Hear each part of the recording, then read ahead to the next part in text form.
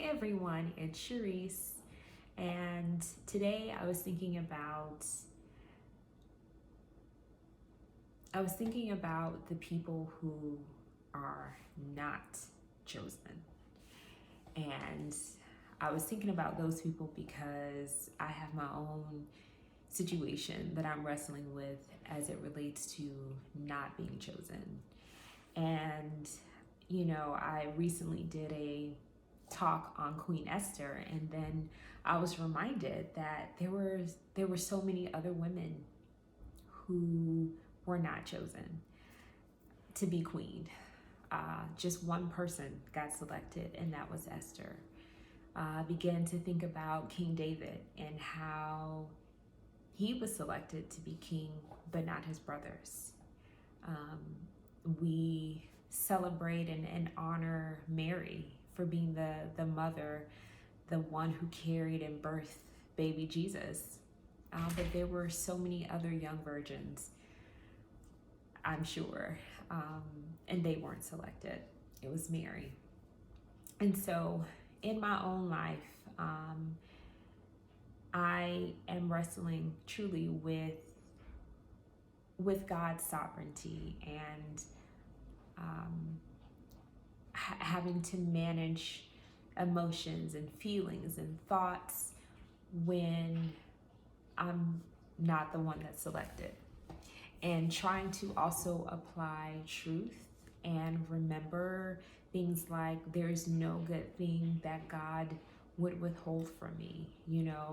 Truly having to learn to rest in verses like, trust in the Lord with all your heart, lean not on your own understanding, in all your ways acknowledge him, and he will direct your path. Whatever the circumstance, whatever the issue is, that God is still managing all of our lives.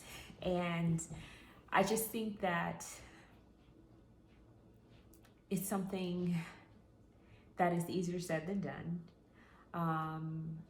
But it's also an opportunity for us to get to really know the true faithfulness of God. And so my encouragement to you is the same that I am telling myself right now, is that God knows, God sees, and God's plan is the one that's going to be carried out, no matter how much you want something to be, no matter how much you've tried, no matter how much you make adjustments and try to be different or try to evolve. God's plans are still going to be what his plans are going to be.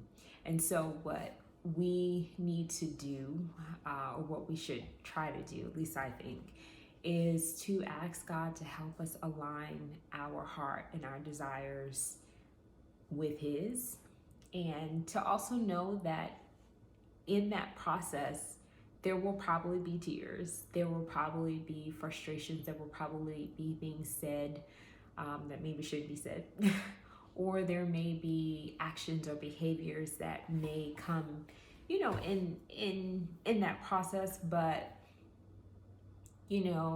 God's grace is sufficient, and he gives brand new mercies every day. And it's just about staying in the game and not giving up, and resting in and accepting that God is God. I am not, you are not, other people are not, and he knows what's best. I'll tell you something very interesting. I am the founder of a organization for girls called Gloss, and our mission statement is to challenge young ladies to accept only God's best for their lives. And I'm telling you, I am eating those words, of accepting what God's best is for my life. And I just think that that's so very interesting that I'm being challenged in that area of accepting his best for my life. And we oftentimes make the mistake of thinking that we know what is best for us, thinking a particular person, a particular business arrangement, a particular location, a particular thing, whatever. We develop these ideas of sometimes of what we think is best, and it's not until when what we're trying to make happen or trying to make be doesn't go according to plan that we realize this may not be what God is saying is our best. And so what do we do with that? What do we do when we're not chosen? What do we do when what we want is not God's best? Or what do we do when someone else's best is not you, or is not what you have to offer? Those situations keep us on our face. They keep us reliant on truth. They keep us clinging to the love, the affirmation, the security, the hope of Christ alone. I can tell you that. So I don't really know that I have the answer. I wish I had the answer. I would take the answer for myself. But I can tell you that